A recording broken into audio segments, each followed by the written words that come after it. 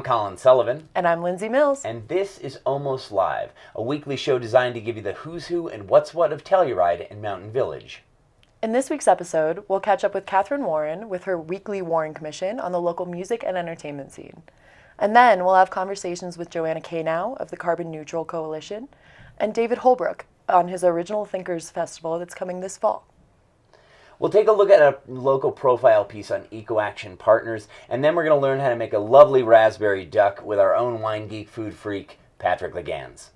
We'll join Teresa at the Telluride Historical Museum for a weekly Miners Minute, and then we'll go to a RetroRide Flashback of the early Telluride years, looking at 1875 to 1960. And then we're going to practice a new pose with our own Barbara Yoga. Take it away, Colin and Catherine, for this week's Warren Commission.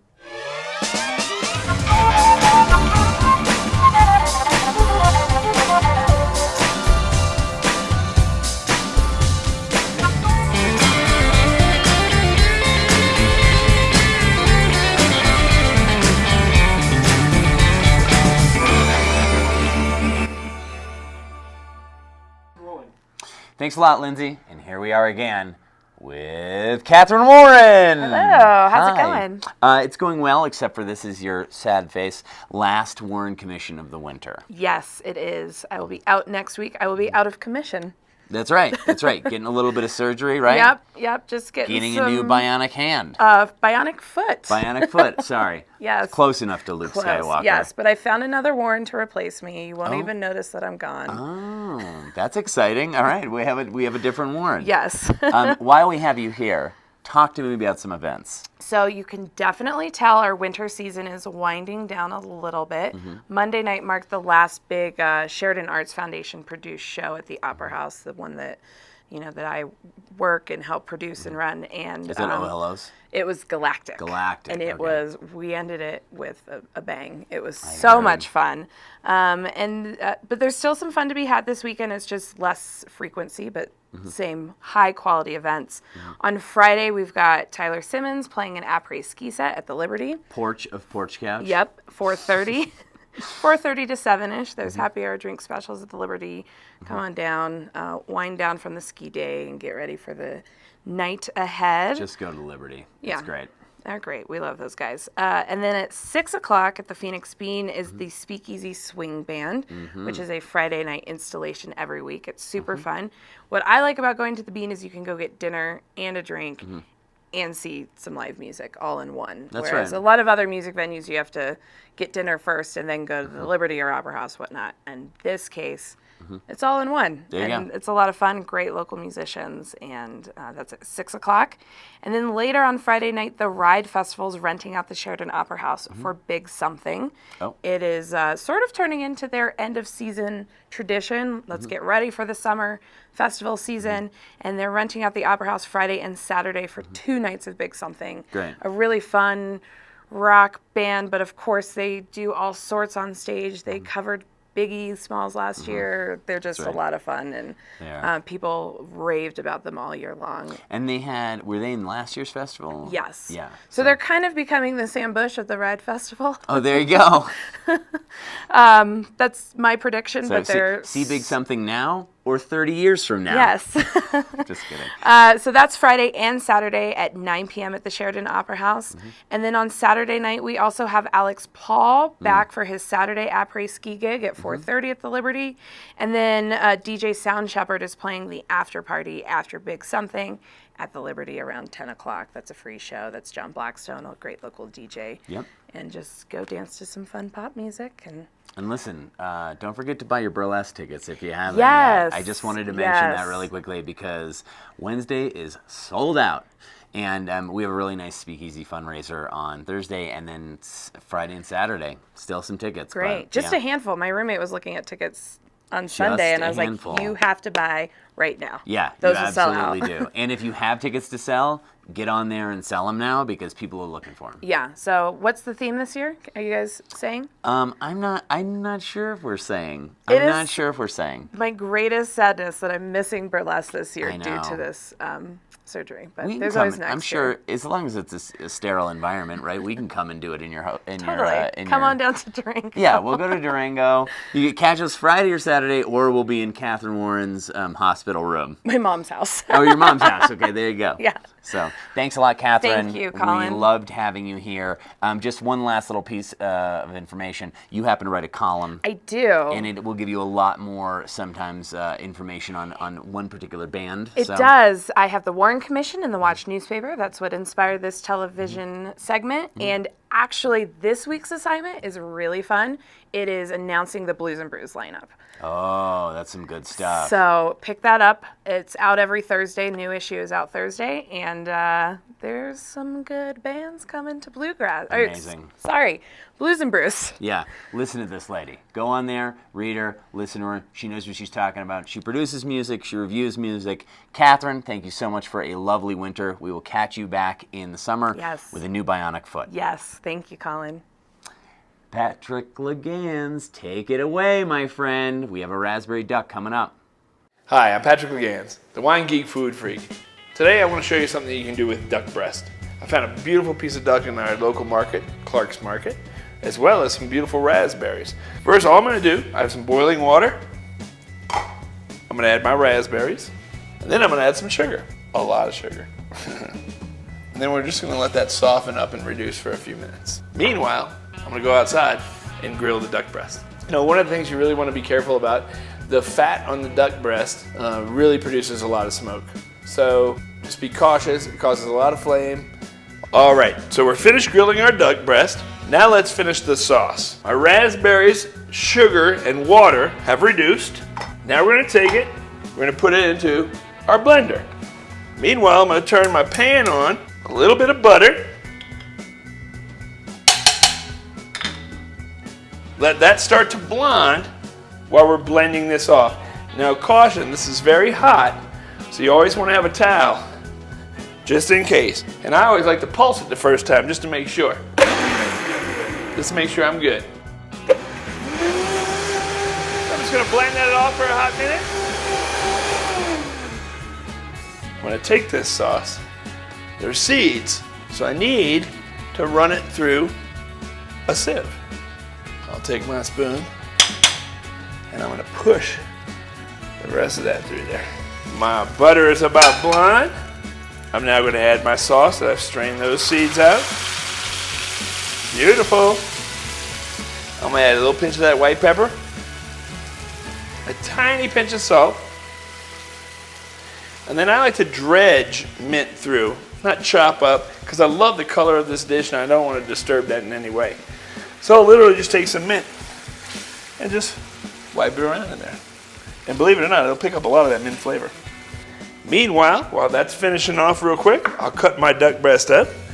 I like my duck medium rare, and that's exactly what we got here, kids. It's always good to take your duck when you're done, because it still will bleed out a lot. I put it on a little paper towel just to let it rest for a minute, okay?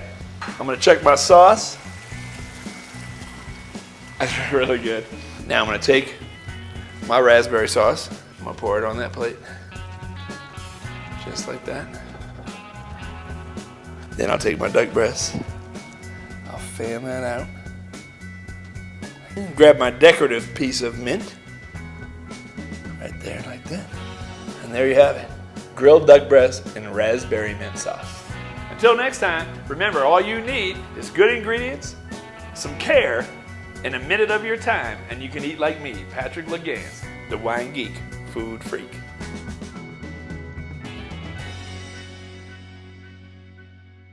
Thanks a lot, Patrick. That was a lovely raspberry duck. And here we are with Johanna Canal from the Carbon Neutral Coalition. Thanks for being here today, Joanna. Thank you very much for having me.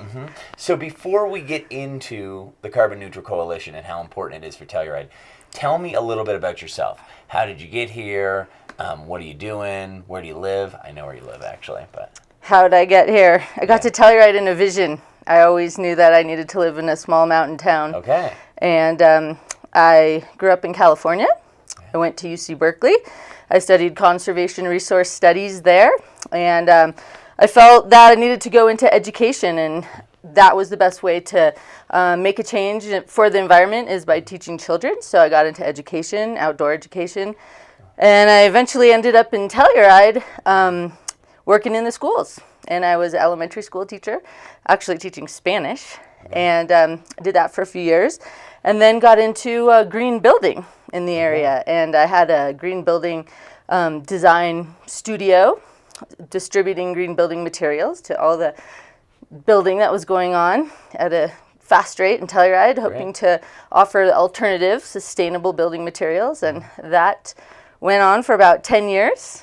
And, you know, it's really interesting to see it all coming full circle back to what I studied in college of conservation resource studies through the education, the green building, and now I'm working for the Carbon Neutral Coalition. I've been a life coach for the last few years, which is helping people get to their goal with accountability and planning, and so that's what I'm bringing to this group that's formed and come together with the mission to reduce carbon emissions to make Telluride strive to carbon neutrality. How do they find you?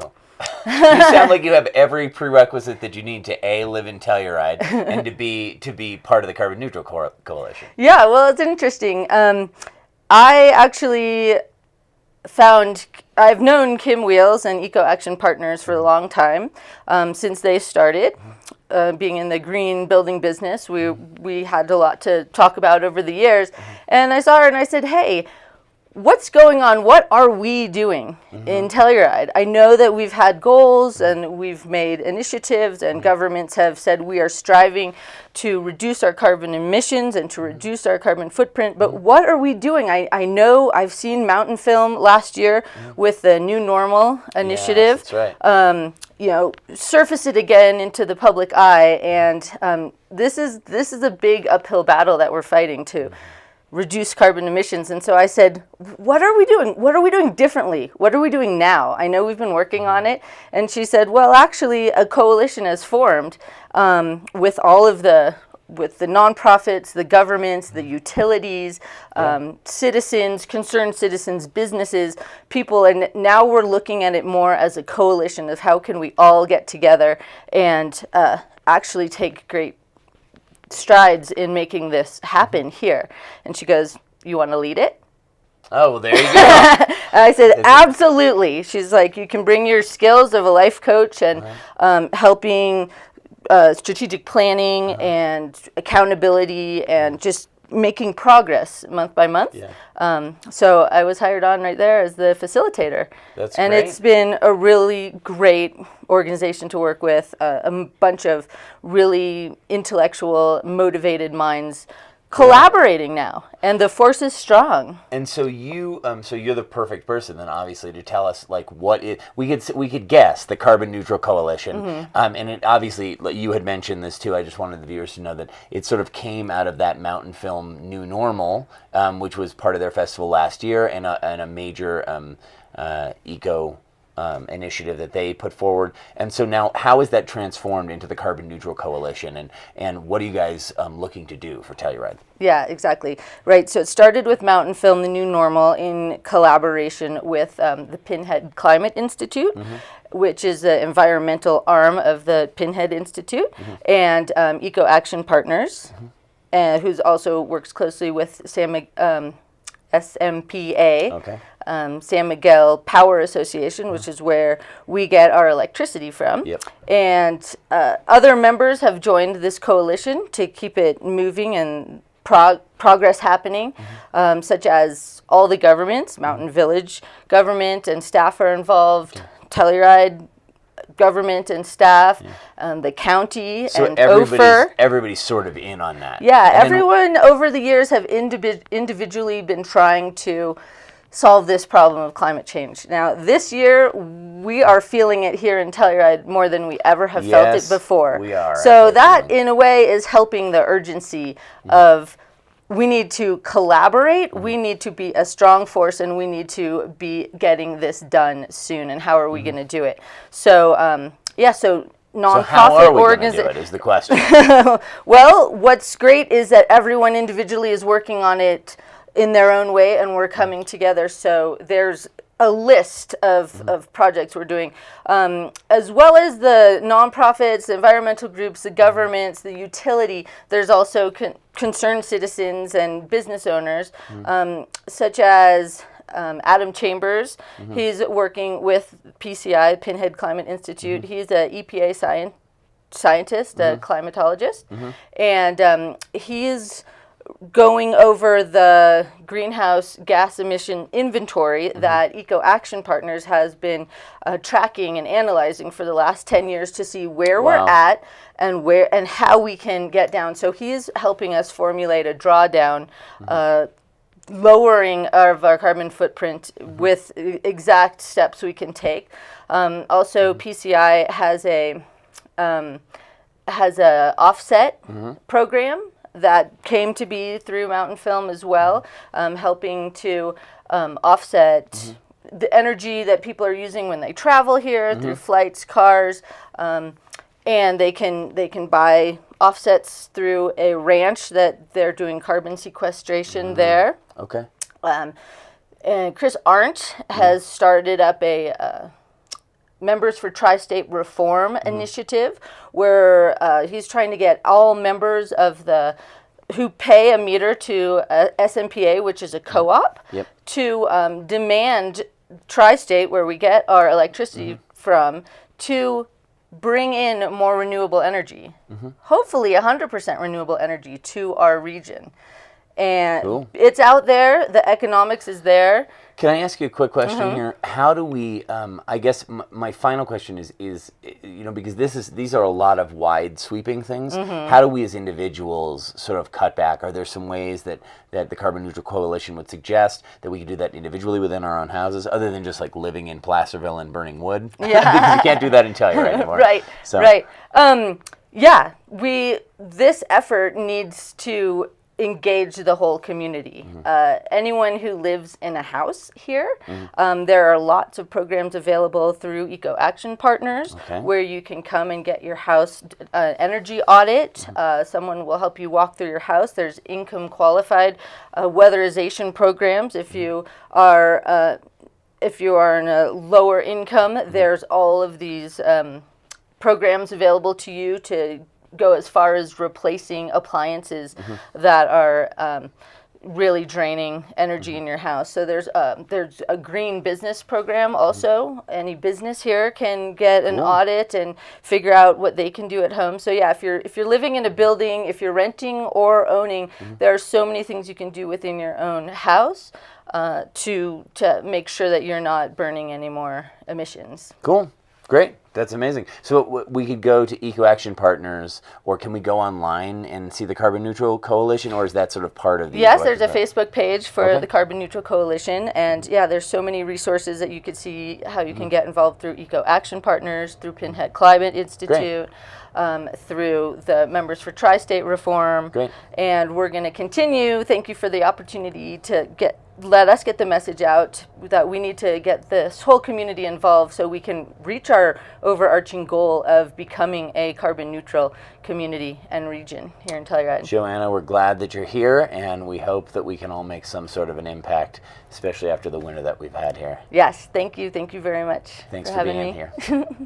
Telluride TV is a public access channel that depends on public support, and we want to give a special shout out to a few of our generous supporters, the towns of Telluride and Mountain Village, the Telluride Foundation, and the Telluride Ski and Golf Company. Now let's head over and check out a profile of one of our local businesses, EcoAction Partners.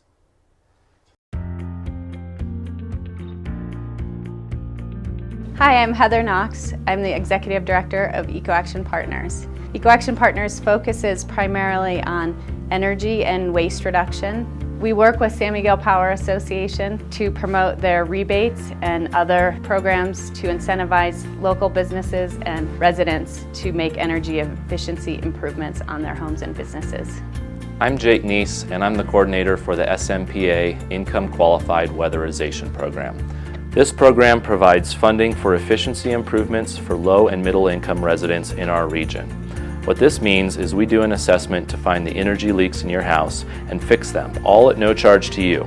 It's funded by San Miguel Power Association, Black Hills Gas, and Energy Outreach Colorado, and covers the SMPA service area. Some of the measures covered include changing all your bulbs to LEDs, a new Energy Star refrigerator, furnace and boiler service or replacement, attic, wall, and crawl space insulation, among others. Visit the EcoAction Partners website and look up the IQ Weatherization Program for more information and to apply. And we're back with Telluride TV. This is David Holbrooke. Nice to be here, Lindsay. Glad to have you. Tell me about your start in Telluride. What brought you here? My goodness, my father had a friend who had a place here. My brother and I drove in on Christmas night, flew into Grand Junction, ran like a Buick LeSabre, drove through the mountains in a snowstorm. That we're still alive, still blows me away. But that was late 80s, and then just kept coming back, and I lived here in 91, 92 when I was 26, and I still think it's the most important thing I've ever done, was moving out here then. Moved back to New York, which was home for a long time, but then got involved with mountain film and started making movies for it, and my wife and I got married here, and we just started gravitating towards here, and I started writing mountain film with Peter, actually, of Telluride TV in 2008, and did that for 10 years, and then my family moved out here full-time with me in 2013, and we've really, enjoyed becoming a part of the community in a deeper and richer way. My wife runs the Pinhead Institute, and my daughter's about to graduate from high school here. It's been wonderful. It's been a great move. Yeah, your kids are wonderful. Oh, you don't we know appreciate them. They're having nothing them. but trouble.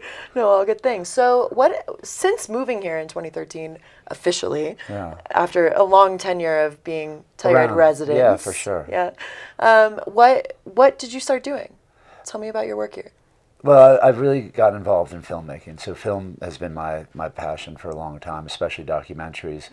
So working in mountain film, I really got a sense of how to tell stories better, and also how important it was to bring people together. That's, I think, essential in this time that we're living in, where people are drawn to their phones and whatever else. The fracturing of the collective is not a good thing, in my opinion. So after my run at mountain film, I decided I want to start a new festival here. And so I'm starting it here in the fall, in October 4th to 7th, called Original Thinkers. Great. And so what is Original Thinkers going to comprise? It's going to be a mix of art and ideas, speakers and film. I describe sometimes as TED with documentaries. But it really be taking these different elements, blending them into one seamless package so that the audience feels, again, one whole story. And really it's built around the frame of original thinking. What am I seeing out there? People who are looking at problems with new solutions, who are innovating. Yeah, they're big original ideas, but they're also smaller original ideas that are practical and doable. And I want to work on both those levels and really inspire our audience into action. Something I've been looking at for a lot over 10 years with mountain film is how do you take these stories and how do you motivate the audience into actually doing something? Yeah, they feel something, that I know, but the walk from feeling something to doing something is not so short, not so easy. So I'm hoping I can really crack that.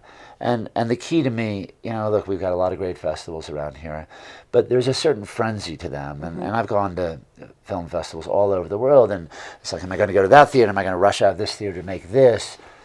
I want a different experience for my audience. So I'm going to do it all up here in Mountain Village. Great. It's going to be at the Conference Center, Great. which we're going to call the Big Idea. And I'm really excited to work with Telluride Ski and Golf and the town of Mountain Village and TMVOA to build it up here and say, okay, can we have a single theater experience that's both linear for the audience, so there's no FOMO, there's no rushing out of a great Q&A. Mountain film, we'd bring people in from Pakistan, and I'd watch the audience leave to go get in line at the Nugget or to go do something, and I get it, I don't blame them. And that smorgasbord, all-you-can-eat buffet thing has its merits. But to me, I want something really slimmed down so that the programming is at an extremely high level. The curation is really thought out. And we can give our energy and time to this one thing. And not only we as a festival, but the audience can. Yeah, absolutely. It sounds like you're working to bring one thing to a large group of people that are very interested in the topic overall. I hope so. It's really engaging in a world of possibilities and saying, okay, how can we come here to Telluride, which is so wonderful, but we're, we have our own bubble, and let's bring the world here. And I think too, in October things are winding down, which is great. It's just gonna be one theater, and I want to make it really simple for the audience, that they have a pass, they get in. Yes. Show up a couple minutes before the show starts, you get in. You don't have to worry about all that stress. And what I really want to happen is that the audience can engage more deeply in the content and the issues and the subjects and the people and the characters, all of this. Because at these other festivals, and I've both programmed it, been on both sides, and been the audience where, oh, my mind is blown, I got to go hustle to get this other thing. And it's the next shiny thing. And I think we lose a little touch and a little depth of what we just saw because we're into the next thing. And so I want that to be more distilled and more chill, and so the audience is able to say, oh, really, I can take this to heart in a different way. And I also want to be able to provide, with Mountain Film, we were doing 70, 80 plus films, and there were some that got more attention than others, and there were some that deserved more attention than others, but by and large, I was never really able to give a lot of bandwidth to any of these films because we had so many. Right. And so this we have less, and so I can really say, how do I find the right local partners to work with? How do I engage and, again, activate the audience so they're out there helping the filmmakers or the people who the stories are about, fulfill their mission. Sounds incredible. I hope so.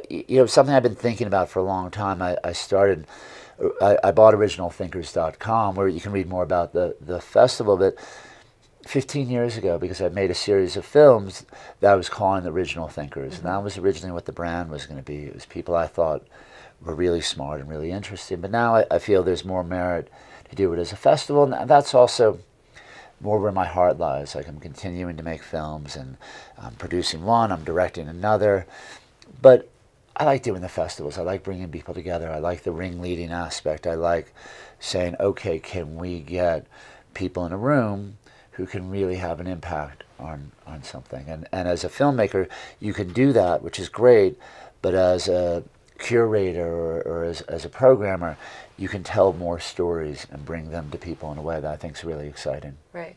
It's super special. Well, I'm so elated to hear that you're doing something really special after leaving Mountain Film last year. Yeah, look, I had to, and I think, 10 years I learned a lot and I took away a lot. And for me, I really feel Telluride has a lot to offer. This is such a remarkable place. People want to come here, but I also think at a high altitude there's an elevated sense of purpose and mission. So if we can get people here and engage in that, I think it's really has an enormous potential. Absolutely. Well, again, the fabulous David Holbrooke. Oh, and now on to a Miner's Minute with Telluride Historical Museum.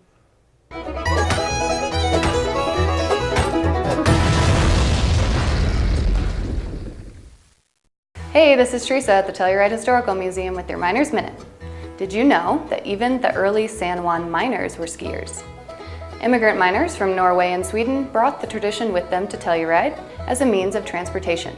Miners were known to ski from one mine to the other or even down into town. Many of our ski runs are named after elements of Telluride's rich mining history to honor the industry, characters, and events connecting the mountain with its mining roots. For example, although the name Spiral Stairs certainly seems appropriate for a bumpy, steep run, it's actually named for the spiral staircase that wound deep underground to the lowest levels of Townboy Mine. And the plunge was named after the plunger mining claim. Misty Maiden, however, was named not after a mining claim, but after a colorful woman who worked the line in Telluride's red light district. Next time you hit the slopes, take note of the run names on your way down. It might have a deeper meaning than you think. You can learn more about our ski town history by visiting the museum 11 to 5 p.m. Tuesdays through Saturdays, and Thursdays are always free for locals. Thanks, Telluride TV.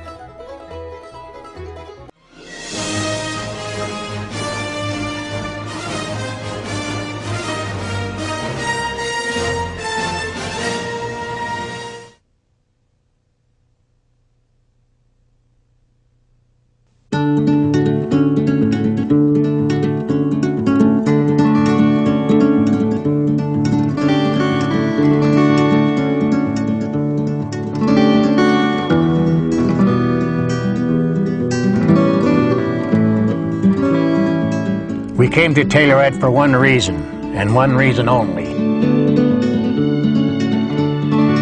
Gold.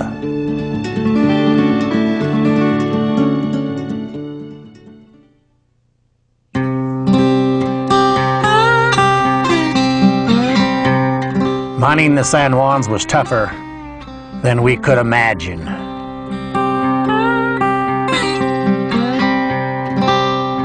Remote, steep, and rugged.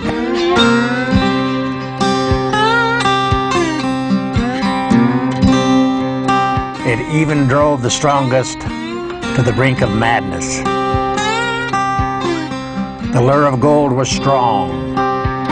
Immigrants from Italy, Ireland, Sweden, Finland, and Russia crossed the continent in hopes of striking it rich in Telluride.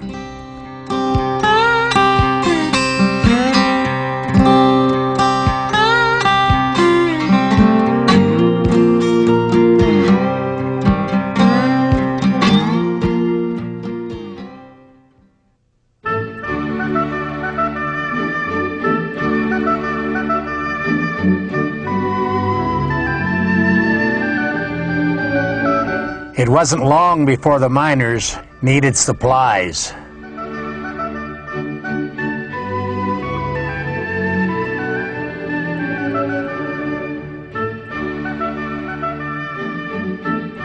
When the train came smoking into town, it unloaded beer, fresh oysters, and news from the old country.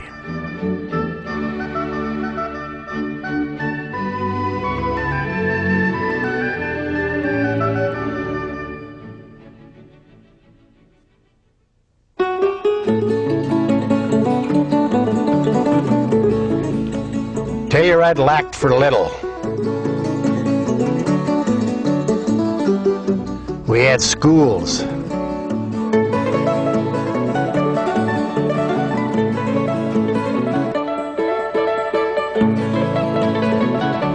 the mine sponsored baseball teams,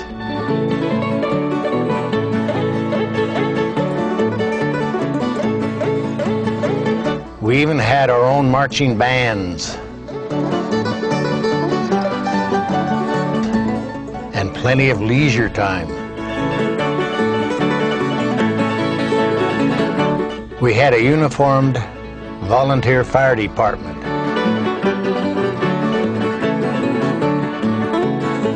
And all sorts of social clubs and organizations.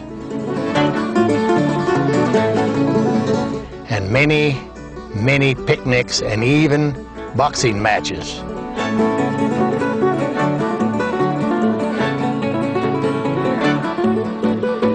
It was a non-stop celebration.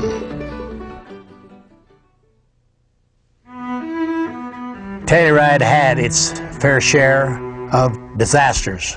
If you didn't die from the miners' con or the dreaded flu, there was the big Cornet flood of 1914.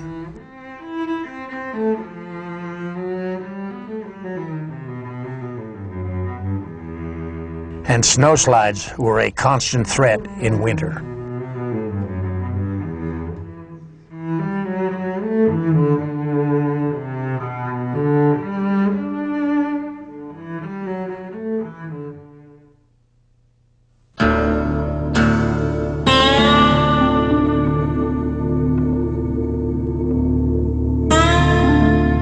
Greed got the best of a lot of people.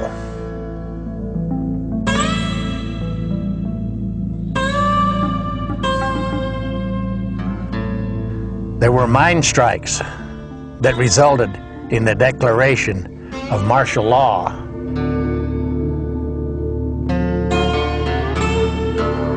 Bank robberies and swindles. With the gold prices fixed and the Depression years wearing on, Telluride dwindled.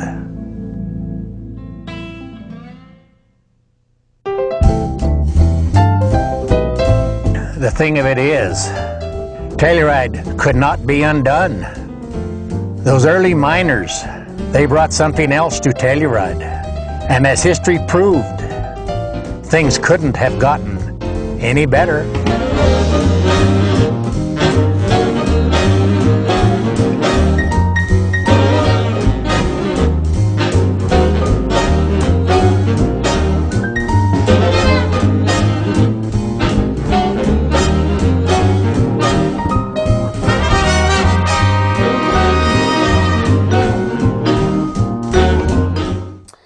That was a cool little retro ride there in the history of Telluride. Now, Telluride TV has 30 years of archival video records, everything from community events like the 4th of July Parade, the Kodo Lip Sync, the Tab fashion shows, festival interviews, and children's theater. If you have your own RetroRide videos, please send them to us at tim@TellurideTV.org, or you can tag us at Telluride TV. Now let's head over to Barbara Yoga for a little downward dog.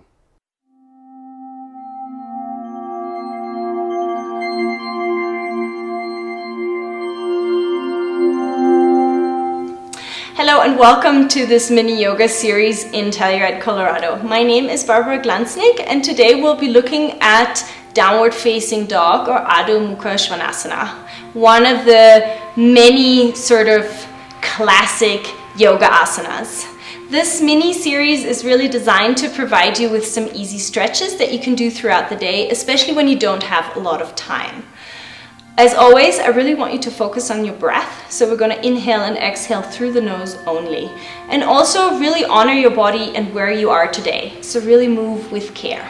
All right, let's get cracking. So I want you to come down and lay down on your bellies. Whether you use a yoga mat or not, doesn't really matter. I want you to point the toes. Reach your hand underneath your shoulders. And then curl your toes under, and on an inhale, push up onto all fours. Now, try not to move your arms and legs as you reach your seat back towards your heels. Allow your head to sort of fall, and you gaze in the direction of your legs. Then you probably have to move your feet a little wider. And you can already stay here. I sometimes call this like a mini or puppy dog, because at the end of the day, you have a very similar primary action, which is spinal extension. If you're ready to go further, I want you to really press into your hands and feet, and then on an inhale, slowly, slowly, slowly, you're going to extend your legs. Stay here with bent legs for a few breaths. Maybe your hamstring flexibility is not that great at the moment, so for you to extend the legs completely is not an option, which is totally fine. You get the same primary action. If you can extend the legs, great. Spread your sit bones and lengthen throughout the entire spine. You can stay here for 5 to 10 breaths and then come onto your knees. Reach your weight forward and lie down again. Point the toes, reach your arms back, and allow your shoulders to fall forward. You can repeat this motion many, many times and really get reference points in how to do a downward facing dog correctly. All right, thank you so very much for practicing with me today. Have a wonderful day. Namaste. Speaking of downward dog, here's our new mascot, Telluride TV's own Daisy. A Great Pyrenees and St. Bernard mix. Does it get any cuter? Daisy, take a look into the camera and say this with me. Almost Live is almost over. But if you missed part of the show, never fear. You can always catch us morning, noon, and night on local cable channel 12. Or you can go on Telluride TV's YouTube channel or Facebook. So long, and we will see you next week for a brand new episode of Almost Live. Bye. Say bye. Say bye. Bye.